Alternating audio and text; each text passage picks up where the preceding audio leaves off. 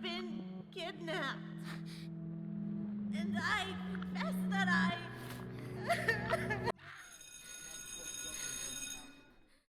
Hi, hello, and welcome. My name is Addict, and episode 3 of LoreFI has dropped, and in the middle of my exams. But hey, now that that's over, I can finally look at what we have going on, and oh boy, is this video something. First, we're going to take a look at what happens in the video, and then we're going to talk about it. So without further ado, let's get into it. The video starts off and we see Taylor casually sitting up against her locker. She's listening to music while people are casually walking by. As we get into the video, the colors of the video change a bit, showing us some kind of shift. The music starts to glitch and all of a sudden we hear Gregory? And I have been kidnapped. And I confess that I... Please, just let me go home. Please, I'm begging. No. Taylor is very obviously moved by this, starting to hyperventilate and tear up. After the bell rings and Taylor is supposedly back, we hear a deep voice say, and Taylor is shocked by this. Then the video ends. Ooh, that's a heavy video.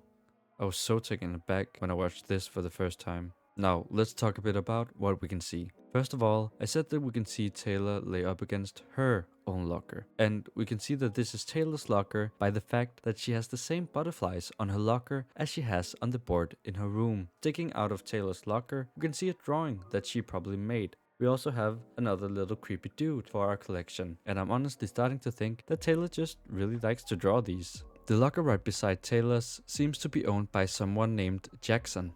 This is probably the last name, as that is what you usually go by in team sports. Talking about sports, it seems that Jackson here is on the school's lacrosse team, seen by the 2 lacrosse sticks beside his name. More interestingly, we see a note from Kate. This most likely being Kate Probable, we see text Taylor on her computer. The note says, "Good luck tonight, probably wishing good luck to Jackson for an upcoming game." The other locker we can see have some letters on it that spell out Doug and a sticker that says Twisted Tour. This has no meaning for us right now, and I don't know if this is some kind of Easter egg. Doug also has the funny S on his locker that people use to draw, and that's basically everything that we have in the visuals. The only other thing of note is the use of color. First, we start off by having a normal picture of how everything is. But before everything goes bad, we can see the colors become highly saturated. The music makes a weird noise,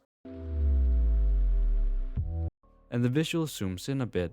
This tells me that Taylor is going into some kind of dreamlike state. When the music starts to glitch and we hear Gregory, the opposite happens, where all the colors become very muted and melancholic. Only when the bell rings, the normal colors come back and Taylor seems to snap out of it. I feel like the colors are trying to tell us that this didn't really happen. This video is just here to tell us about Taylor's mental state and show us that Taylor is obviously very upset. Now going back to the message from Gregory, it seems to be a continuation from the last message we got from him.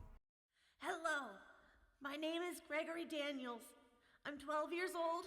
I live at 3251 Spring Lake Drive, and I have been kidnapped. And I have been kidnapped. And I confess that I...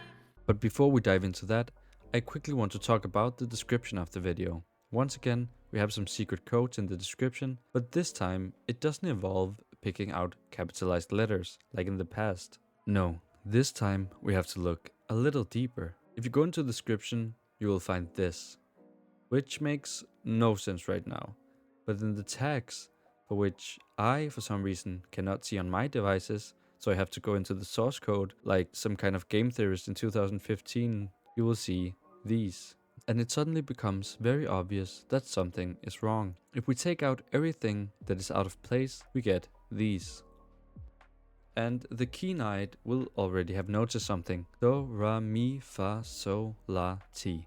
That's right, we have ourselves a tonic sulfur.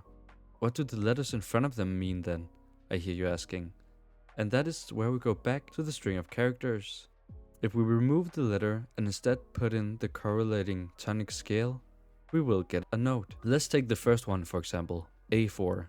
If we look at the scale from before, we can see that A is in front of so. This means that A is so and would give us the tone so 4.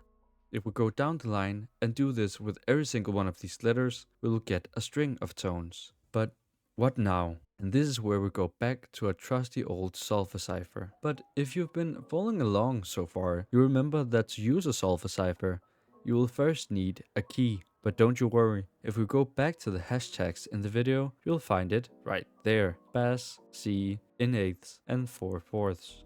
Now, I don't know if there's a smarter way of doing this, but if you brute force the code by typing random letters into the decipherer until it gives you the right tone, you will end up with this code: Dupage, Cook, Will. And to me, this didn't mean anything, but it did to some people in the community. Now, the people who found this out did not write their names into the community document, but it seems it was a group effort on the Game Theory Discord. Now, Dupage, Cook, Will are actually counties in the Chicago area, further pointing us to where the story takes place. This was a really cool cipher, but sadly not that cool of a lore drop, since where the story takes place has become very obvious at this point, but maybe it'll become more important in the future. Now, let's talk about Gregory and his message. This message is very hard to listen to. It sounds like the kidnapper is literally torturing him. But one thing we don't get to hear is what Gregory confesses to. Now, call me insane, but I do not think that a hacker / kidnapper is going to capture and torture a couple of kids because they stole some music off the internet, especially because it was so common back then. It must be something else, but I honestly have no idea what it could be.